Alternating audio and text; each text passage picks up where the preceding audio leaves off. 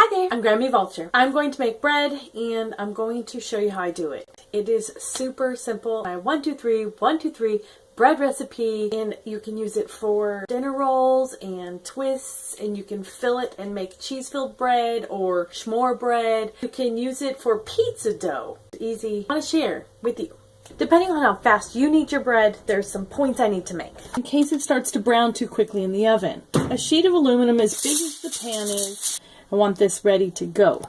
I don't always have to use them. Sometimes I like the bread to be very browned on top, and sometimes it gets browned too fast.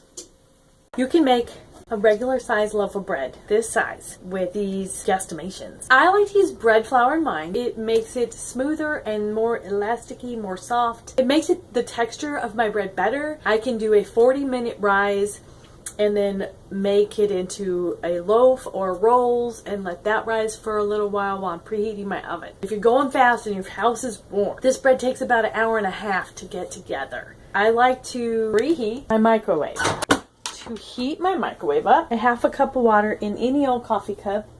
I put it in my microwave and I cook it for 2 minutes. It makes the microwave hot and steamy.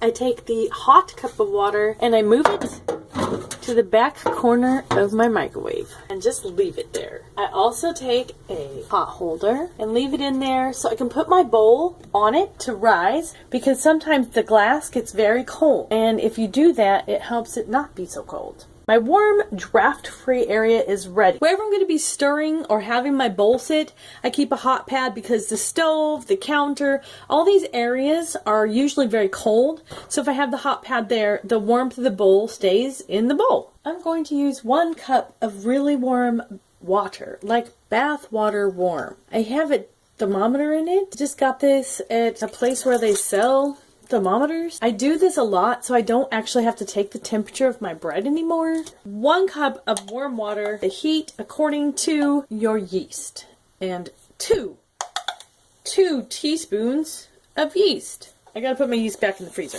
That's where I keep it. 3 tablespoons of sugar, because we need to feed our yeast.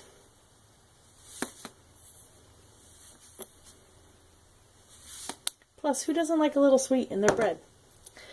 Okay, stir.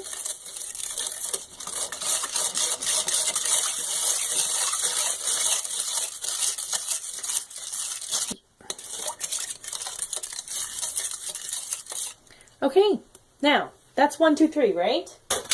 Now I'm going to put this into my warm, draft-free area for about 8 minutes, because it took me about 2 minutes to get it this far, so 10 minutes altogether. Okay, no judgment here. Totally left this for like 20 minutes. Whoa.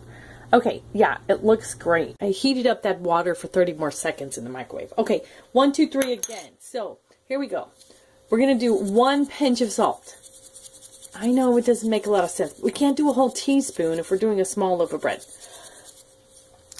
Okay. 2 cups of bread flour. Now this is the one I love because it makes it so fluffy. Okay, don't worry. We're going to add more flour, but the beginning is 1, 2, 3, 1, 2, 3. 3 tablespoons of oil. This is vegetable oil. I use a name brand vegetable oil because I like it. You can use coconut oil, or I'm sure you could use all kinds of different oil. I've actually used butter, but this one is going to be mostly vegan. Okay, so 3 tablespoons of oil. Okay, after the oil, you just stir and stir and stir and stir and stir and stir.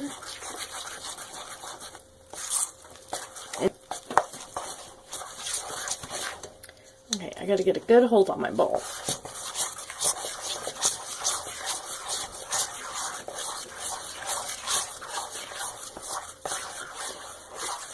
Okay, even with the sneezing, I haven't stirred for a minute yet. Okay, there. Doesn't that look great?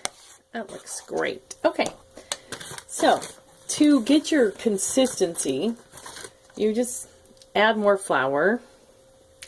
So this is a 1/2 cup, but I'm not adding it all. This is all-purpose flour now. I'm going to add it as I go till I get it to form a ball. From now on, we are only using the all-purpose flour now. Okay. Still a sticky ball, but it's formed.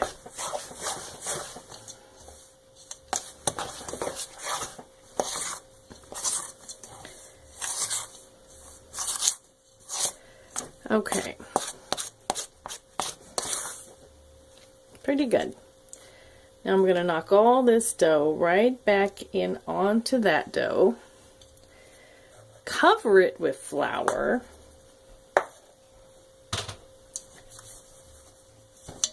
Okay.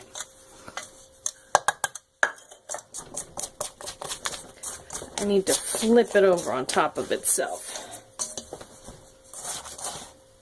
There. Now, I'm going to rise this for 40 minutes in my warm, draft-free place. Just like this. No oiled top or anything. Just like this. There. Look at you, beauty. Come on out. Yes, yes, yes. Warm that back up for at least 30 seconds. Let's grease this guy. Just going to spray it. You can grease it with some vegetable shortening.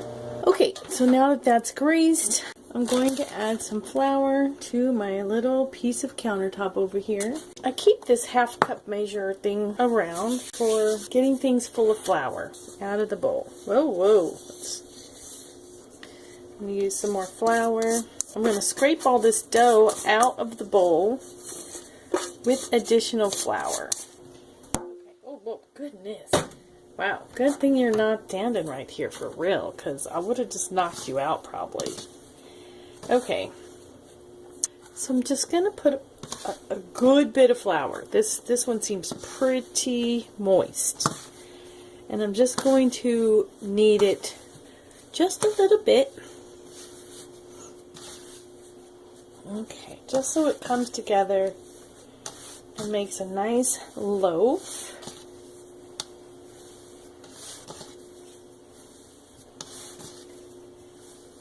My fingers are a mess.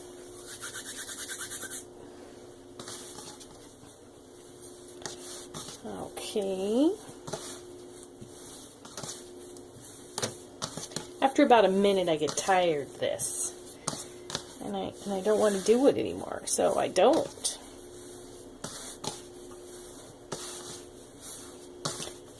Okay, oh, preheat the oven. I like to bake my bread at 375. It's right between 350 and 400, and I just can't get away from that. Okay. So it's mostly together. Now I'm going to smush it flat and rectangular. Just with my fists. Keep adding flour or flipping it. Not to add flour, just to keep it from sticking. Alright. Okay, that looks pretty good. It's about the size of my pan. Where's my pan? Let's move this. There's my pan. Let's get the flour off of the oven. Here's my pan. Here's my loaf. See how the loaf is almost the width of the pan? Okay, so I'm just going to start on this side and pull and roll. Oh, it's kind of sticky. It's kind of sticky, which means it's going to stick together well. Pull and roll and pull and roll. Need more flour under there. Okay. And then when I get it all rolled, I'm going to pull the seam to the top and pinch it all good and good and good. Until it's sticking together good. It's so sticky and sticking together now. Then I'm going to hold the end up and poke it in until the part that's on the counter comes up. And I'm going to poke that into that seam and pinch it and pinch it and pinch it until it's part of that seam. Roll it over. Here, let me move my flour. Okay, roll it over. Do the same thing with the other end. Poke it until the bottom comes up. And then I'm going to create that. I'm going to put that into this seam on the bottom. Okay. There. Well, just by rolling it back and forth a couple times, you can see that it goes back into a loaf shape, which I need to roll over onto that flour. And pick up. Okay, seam down. I put the middle in the middle of the pan first, and then just kind of let it flow out. Okay, you can push it. Okay, and then I'm just going to use these scissors. I'm going to cut a seam. I'm not snipping all the way through, about 1/4 of an inch. Make it split in this center here. If it doesn't split in the center, it runs the risk of splitting on the side. And I want split top bread, not split side bread. Or side split bread. Okay, this needs to rise for at least 15 minutes, maybe a half an hour. You want it to rise until, when you're looking at it like this, you can see the side of the bread is just almost at the top of the pan, and this top highest part of the bread is just a little bit over the edge. Okay, so that's going back into our warm, draft-free area for 15 minutes to a half an hour. We got our oven preheating, and I'll see you back then. 15 minutes later, our bread's not quite up to the edge of the pan, as you can see, but the center is starting to dome over just a tad. So maybe 10 more minutes. Just in case you're wondering, yes, I am warming up the draft-free area without the loaf of bread in it. Put the bread back in. It's been about 23 minutes that I've been letting my bread rise. Remember, I warmed up my little place here. And I'm going to have to say that this is risen probably a half an inch over the edge of my pan. Sides of the bread seem to come almost to the edge, so I'm going to go ahead and bake it. Okay, it is in my well-heated 375 degree oven. It has been cooking for 10 minutes. I was just checking to see if it needs that heat shield for the crust. And I'm going to have to say yes. And flip it around for the last 15 to 20 minutes. But exactly 25 minutes. The bread is out of the oven on a cooling rack. 5 more minutes. 5 whole minutes. Oh, that bread is soft. Oh, and the pan's cool enough to touch. I'm just going to do one of those. Ta-da! Okay, it needs to completely cool before you cut it. Completely. If you try to cut it early, it'll be just as delicious, but it'll doughy it. Doughy it?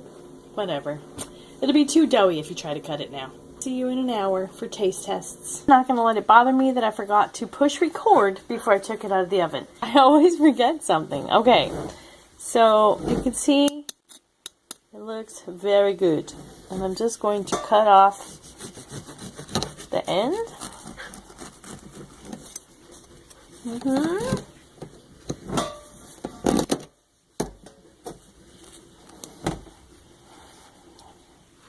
It smells like bread. Ah, that's nice. Look, a cutting board.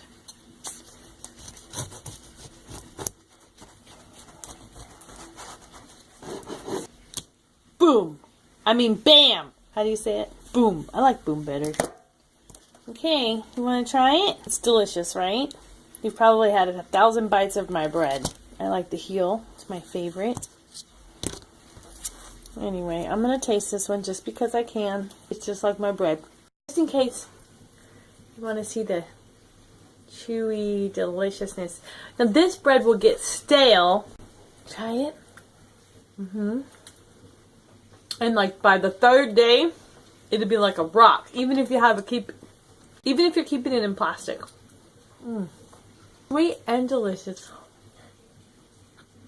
If you try this recipe, let me know what you think. Thank you for watching me make bread. Gotta go. See you later. Love you. Bye.